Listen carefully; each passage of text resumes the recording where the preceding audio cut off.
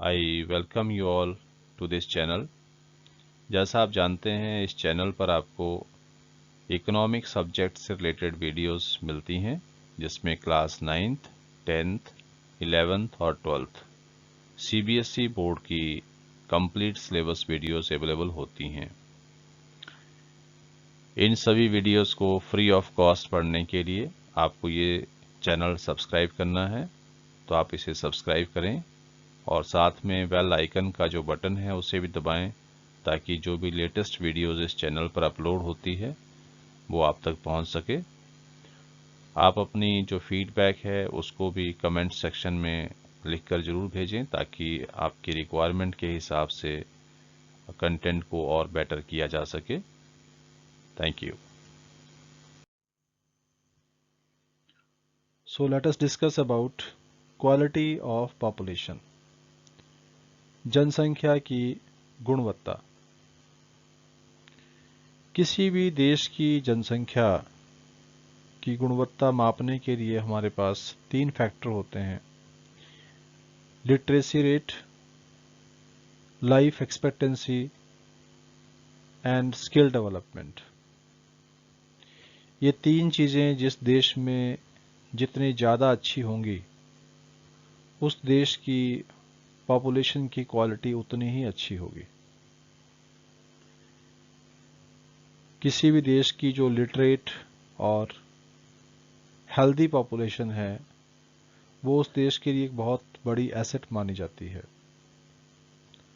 और जितनी अच्छी क्वालिटी ऑफ पॉपुलेशन होती है किसी भी देश की, उतना ही अच्छा ग्रोथ रेट होता है इकोनॉमी का। उसमें जो ग्रोथ होती है वो ज़्यादा अच्छी होती है। इकोनॉमिक ग्रोथ एंड डेवलपमेंट ये बहुत ही अच्छी स्थिति में होता है जिस देश में जनसंख्या की जो क्वालिटी है वो अच्छी होती है। तो यहाँ जैसे अभी हमने कहा कि 3 इंडिकेटर हैं क्वालिटी ऑफ पॉपुलेशन के: लिटरेसी रेट और life expectancy and skill development. तो लिटरेसी रेट का मतलब होता है कि किसी देश में 7 वर्ष से ज़्यादा उम्र के जितने भी लोग हैं, उनमें से कितने लोग ऐसे हैं जो पढ़ना और लिखना जानते हैं, उसको हम कहते हैं लिटरेसी। तो उसका जब हम परसेंटेज निकालते हैं तो ये बनता है लिटरेसी रेट। तो जिस क्षेत्र में या जिस देश में लिटरेसी रेट जितना ज़्यादा होता है वो उतना ही अच्छा माना जाता है। उससे इंडिकेट होता है कि वहाँ की पॉपुलेशन की क्वालिटी बेहतर है। ऐसी ही जो लाइफ एक्सपेक्टेंसी है, संभावित जो आयु होती है, एक एवरेज लाइफ जो होती है इंसान की पूरे देश में, वो जितनी ज़्यादा अच्छी, जितनी ज़्यादा होती है उम्र, लाइफ एक्सपेक्टेड, उतना ही अच्छा माना जाता है। लाइफ एक्सपेक्टेंसी तभी अच्छी होती है अगर लोग हेल्थ कॉन्शियस हों और मेडिकल केयर फैसिलिटीज़ अच्छी हों देश में, यानी हेल्थ इंफ्रास्ट्रक्चर हमारा अच्छा हो, हेल्थ फैसिलिटीज़ हमारे पास ज़्यादा अच्छी हों, तभी जो लाइफ एक्सपेक्टेंसी है वो बढ़ती है। इसके साथ ही जो स्किल डेवलपमेंट है वो बहुत ही ज़रूरी होता है। किसी भी देश में अगर ज़्यादा लोग अपने अपने काम में एक्सपर्ट हैं, वो स्किल्ड हैं, उसकी बेहतर नॉलेज रखते हैं, तो उस काम को थोड़े समय में वो बहुत ही बेहतर तरीके से कर सकते हैं। और जितनी ज़्यादा लोग पॉपुलेशन में स्किल्ड होंगे, उस पॉपुलेशन की क्वालिटी उतनी ही बेहतर होगी, वो पॉपुलेशन उतनी ही ज़्यादा प्रोडक्टिव साबित होगी। तो इसलिए जो स्किल डेवलपमेंट है वो भी एक बहुत ही इम्पॉर्टेंट इंडिकेटर है क्वालिटी ऑफ लाइफ का। So let us conclude this. Quality of life 3 चीज़ों पर डिपेंड करती है: एजुकेशन पर, हेल्थ पर और लोगों की अर्निंग पर। लोगों के पास एम्प्लॉयमेंट है या नहीं है। तो इन 3 इंडिकेटर्स के बारे में हम डिटेल में डिस्कस करेंगे। education, health and employment in the economy. शिक्षा हमारे जीवन में बहुत ही महत्वपूर्ण भूमिका निभाती है। एक शिक्षित व्यक्ति अपने जीवन को बेहतर तरीके से जी सकता है। वो अपने परिवार के लिए, अपने समाज के लिए, अपने देश के लिए एक एसेट साबित होता है। जैसा कि आपने शकल की कहानी पढ़ी थी, तो शकल को शिक्षा प्राप्त करने का अवसर प्राप्त हुआ था और शकल के पेरेंट्स की भी इसमें बहुत बड़ी भूमिका रही। उसके पेरेंट्स ने उसको स्कूल भेजा, उसके बाद हायर एजुकेशन के लिए उसको मोटिवेट किया और पढ़ाई करने के बाद शकल एक अच्छी कंपनी में नौकरी करने लगा। उसकी आमदनी बढ़ी, उसका जीवन स्तर अच्छा हुआ। तो शिक्षा हमें एक बेहतर जीवन देती है। कोई भी व्यक्ति अगर शिक्षित है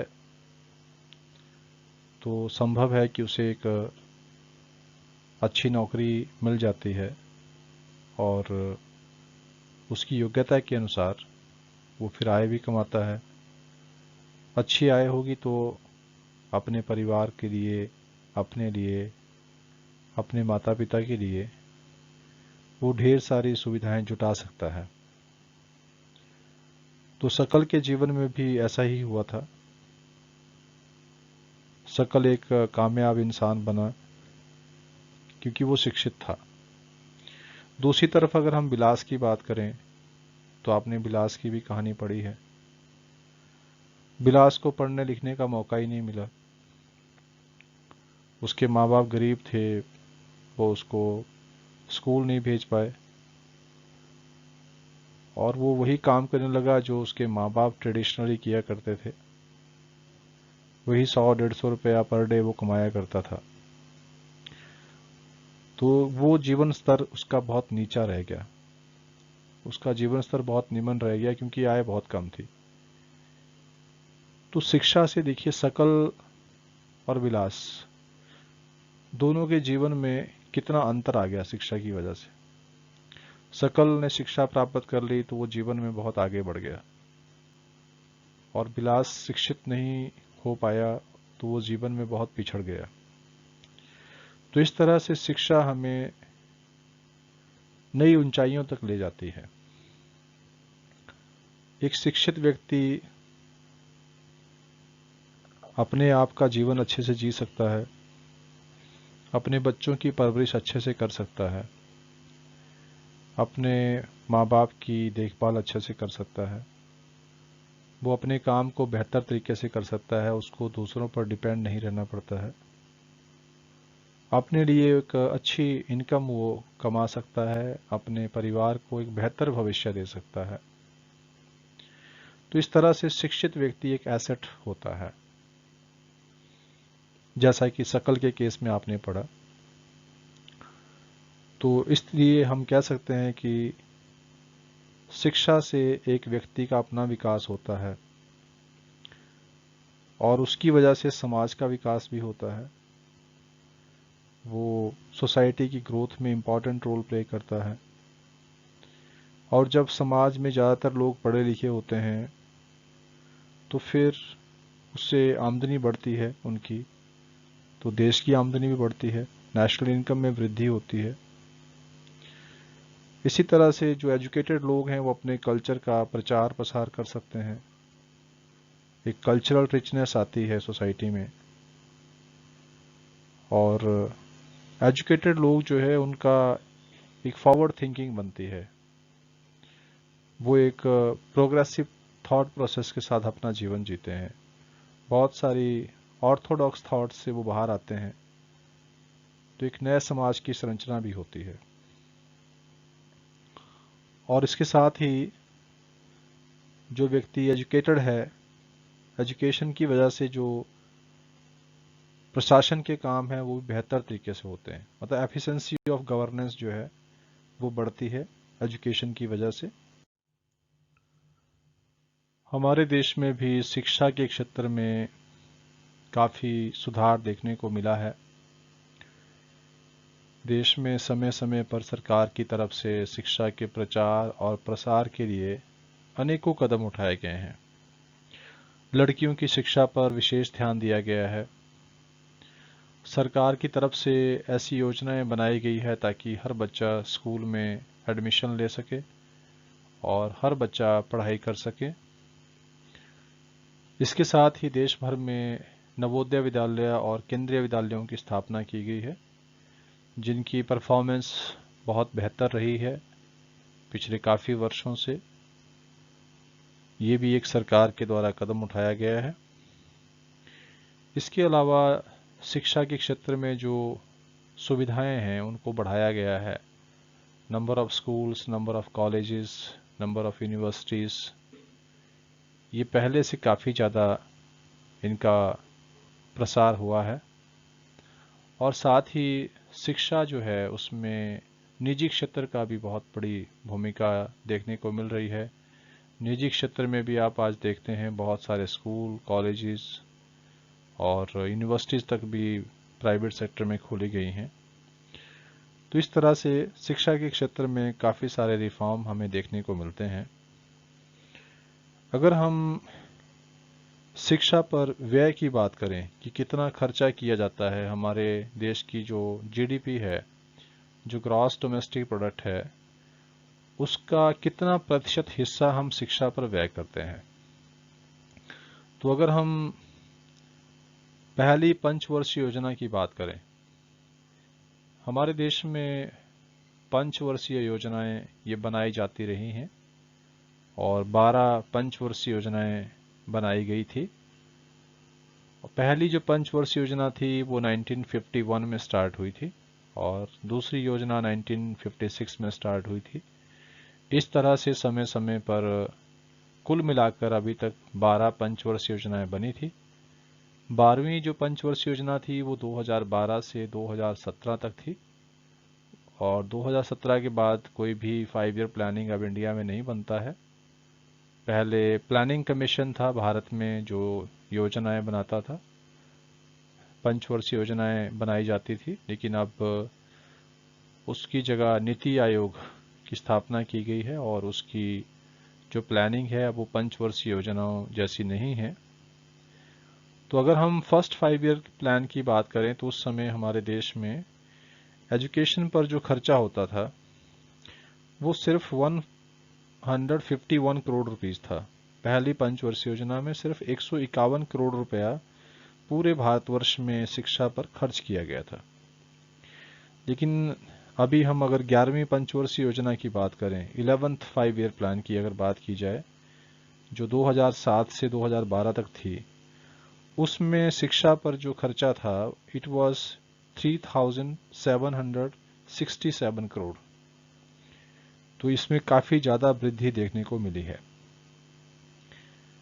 इसी तरह से अगर हम इसको जीडीपी के शेयर के रूप में देखें तो 1951 में जीडीपी का सिर्फ 0.64% हिस्सा शिक्षा पर व्यय किया जाता था, लेकिन अभी 2017-18 में ये लगभग जीडीपी का 3% हिस्सा जो है वो शिक्षा के क्षेत्र में खर्च किया जाता रहा है और लगभग पिछले कई वर्षों से ये परसेंटेज जो है ये वही 3% के आसपास रहा है।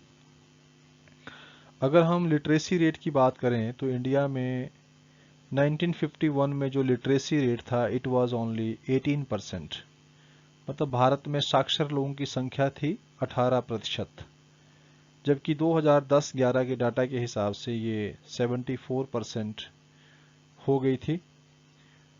और इसी तरह से अगर हम महिलाओं और पुरुषों की जो साक्षरता दर है उसको डिफ्रेंशिएट करें तो महिलाओं की अपेक्षा पुरुष जो हैं वो ज़्यादा साक्षर हैं, ज़्यादा पढ़े लिखे हैं और इनकी साक्षरता दर में जो डिफरेंस है वो है 16.6% का।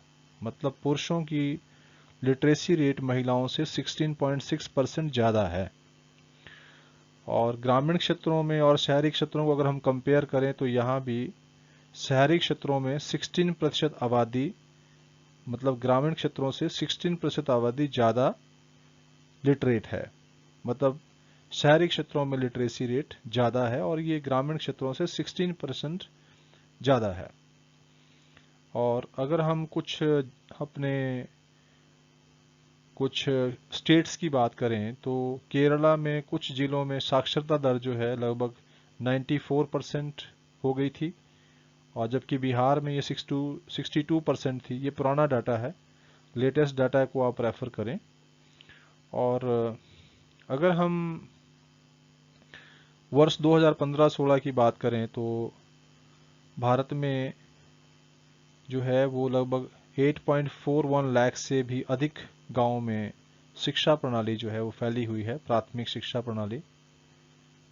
और लेकिन दुर्भाग्यवश हमारे देश में जो क्वालिटी ऑफ एजुकेशन है वो पहले के मुकाबले अब बदतर स्थिति में हुई है। कुछ ऐसे इंस्टीट्यूशन हैं, कुछ ऐसे एरियाज हैं जहां पर शिक्षा की व्यवस्था सही से नहीं चल रही है। शिक्षा का स्तर जो है उसमें गिरावट आई है। भारत सरकार के द्वारा वर्ष 2010 में प्राथमिक शिक्षा प्रदान करने की दिशा में सर्व शिक्षा अभियान चलाया गया था, और इसका अर्थ है कि 6 से 14 वर्ष की आयु के सभी बच्चे वो स्कूल में पढ़ने जाएंगे और उनको फ्री में वहाँ पढ़ाया जाएगा। बच्चों को सभी तरह की सुविधाएं जो है सरकार की तरफ से दी जाएंगी। इसके साथ ही सरकार ने प्राथमिक शिक्षा में बच्चों की संख्या बढ़ाने के लिए ब्रिज कोर्सेज को शुरू किया था, जिसको हम सेतु पाठ्यक्रम भी कहते हैं। और साथ ही स्कूल लौटो शिविर, बैक टू स्कूल कैंपेन जो है वो चलाया गया, ताकि बच्चों की जो उपस्थिति है वो बढ़ सके, बच्चों का शिक्षा में जो है वो उनका इनरोलमेंट बढ़ सके, ज़्यादा से ज़्यादा बच्चे शिक्षा प्राप्त कर सकें। और इसके साथ ही मिड डे मील्स जो योजना थी उसको भी चलाया गया, ताकि बच्चों को जो है वो स्कूल में ही भोजन की व्यवस्था भी की जाए। तो जैसे बहुत सारे बच्चे पहले स्कूल छोड़ जाते थे क्योंकि उनके घर में इस तरह की समस्याएं रही कि भोजन तक नसीब नहीं होता है, तो अपने भोजन को मैनेज करने के लिए बच्चों को काम करना पड़ता था, और पेरेंट्स के पास इतना पैसा नहीं था कि उनको स्कूल भेज सकें। तो सरकार की तरफ से ये बहुत ही अच्छा कदम उठाया गया है सर्व शिक्षा अभियान का, और आज हमारा जो नेट इनरोलमेंट रेशो है ये भी पहले के मुकाबले काफ़ी बड़ा है। तो इस तरह से सरकार के द्वारा ये बहुत ही सराहनीय कदम जो है उठाए गए हैं भारत में।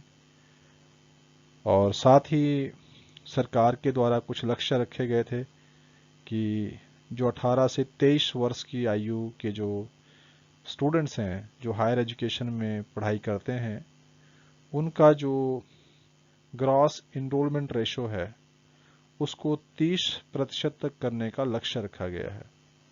मतलब जो भी 18 से 23 वर्ष की आयु वर्ग के जो स्टूडेंट्स हैं या लोग हैं उस आयु वर्ग में, उसमें से लगभग 30% स्टूडेंट्स को हायर एजुकेशन के लिए मोटिवेट करना है।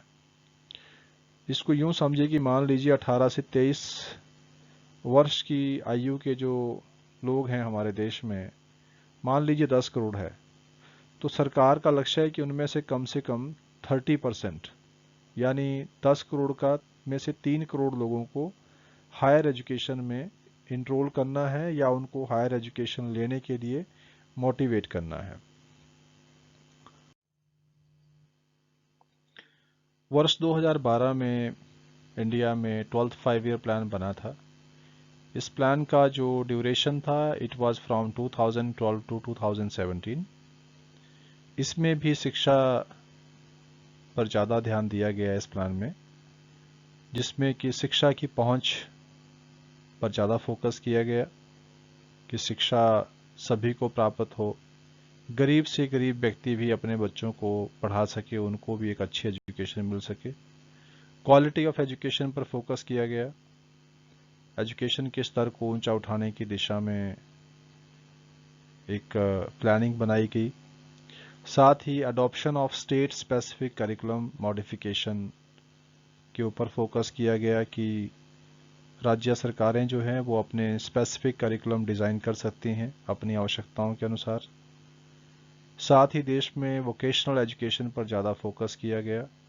इस प्लान के तहत ज़्यादा से ज़्यादा वोकेशनल एजुकेशन सेंटर्स खोले गए, स्किल डेवलपमेंट की दिशा में काम किया गया और आईसीटी के यूज़ पर ज़्यादा फोकस किया गया कि इंफॉर्मेशन एंड कम्युनिकेशन टेक्नोलॉजी का इस्तेमाल बढ़े। इसी तरह से बहुत सारी आईटी एजुकेशन इंस्टीट्यूशंस खोली गई, डिस्टेंस लर्निंग एजुकेशन को बढ़ावा देने की दिशा में काम किया गया।